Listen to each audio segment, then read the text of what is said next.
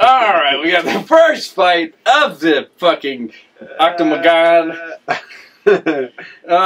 Fucking my shit up. Alright, we got Hector. Lightning! Ooh, nice. Lombard, he is 31-3-1 versus Rousimar Palhares, he's 14-4. Lombard, 55% of his wins by KO, 23% by submission. Palhares, 7% by KO, 71% by submission. Alright, I will start on this if you don't mind. This is Battle of the fucking Beef. You may have two of the fucking strongest middleweights ever put together in the UFC. Both clean shaven. He looks not as big as he did last time in this. Is this an old photo? He looks a little... looks more pudgy there. Yeah. Normally he's ripped. He's more ripped up. Yeah, I think they just take a promo photo from whenever. Okay. And no shopping, yeah. That's like the Roy Nelson picture right there. I'm questioning this fight. Okay. Because I'm wondering what Palhares is showing up. Because he seemed semi-normal the last fight.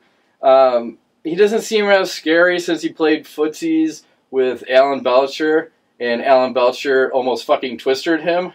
So not looking as frightening on the ground as he used to. Well, Belcher is a wizard. That's you goddamn right. Go ahead. Say something. I'll blaspheme you, motherfucker. What? I'm just saying. Okay. I'm just waiting for you to talk down on Belcher. I was complimenting him. Okay. Jesus. It's all good. I'm just shenaniganing. Okay. Grandstanding. That's fine. All right. So, the crazy Palhares, I think he's going to return this fight because we saw the craziness in the Nate Marquardt fight where he stops and says, he's fucking greasing, he stops fighting, and then he gets knocked out by Marquardt. Yeah.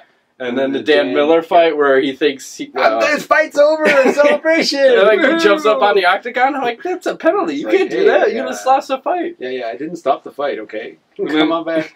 Yeah. And then where else? There was some shenanigans in like a grappling competition too. Oh yeah, the what we call it? It's ADCC. ADCC. All right. Yeah. I don't know. Attention deficit closed ADCC. caption.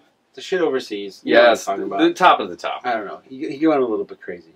So I don't think he's that bright. That's the problem. He's a good fighter. He's a good. You're just saying he Hulk smashes. Yeah, he just knows how to do that, and maybe he's not thinking about rules or whatever. He just gets crazy, and shit just happens fast sometimes. You know. I hear you. Well, I look at Hector Lombard too. He came into the UFC, and there was all this hype behind him, and he lost. I think it was a split decision to Boch. He lost that fight. He looked like he got tired, maybe. Yeah.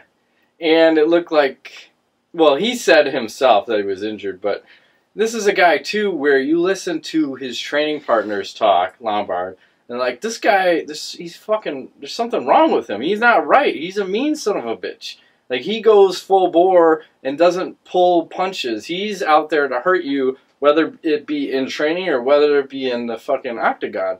So I think you have the potential for something bad's going to happen when you mix these two. A leg might get broken or a face might get broken. Yeah. I'm leaning more towards the face getting broken. So I think Lombard's going to shake that first loss in the UFC off. And he's going to get a first round fucking knockout on Mr. Palhares. What say you? Well, I'm torn on this fight. I wrote down one thing, but I've been thinking all day about this. And I think I'm going to go the other direction. Here's the thing. Yeah. Like, Lombard is really good at stopping the takedown, and I think Palhares... Palhares? Palhares? Yes. I'm all over. You're with me. I'm 3 steps behind. Okay. You know, he has a way to get things to the ground, usually. But Lombard, I think he has, like, a judo Olympics background, something like that, right? Like, he's pretty accredited. Really heavy power puncher.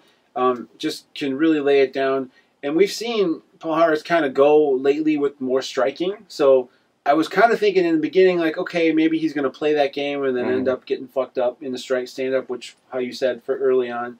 But I kind of feel like the one factor that's different for me is Lombard's always been used to, like, being the big guy on the block. Like, when he's fighting outside the UFC, he's been really, really, like, the best guy every time he's fighting, the biggest, the strongest, whatever. So this is the case now. He goes into the cage against someone who's probably stronger than him, maybe more crazy, and has an amazing ground game and can also strike a little bit. So I'm thinking that this fight's going to go a couple rounds, and I think Palhares is going to end up getting one of his crazy heel hooks. I think he gets knocked down at some point, and I think somehow, you know, Lombard gets overzealous, gets his feet in the wrong position, and we're going to see some fucking, like, you're not tapping, it's snapping it the wrong way. I'm going to pick Palhares second round heel hook. All right. Well, the other thing, too, I forget to mention, that Palhares, it seems like when he doesn't get that submission, when he doesn't get the heel hook and someone has defended it, it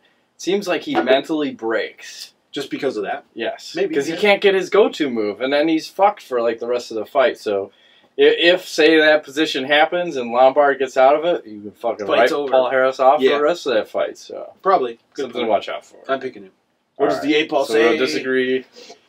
8-ball says. I got Lombard. You got Palhares. The Magic 8-ball.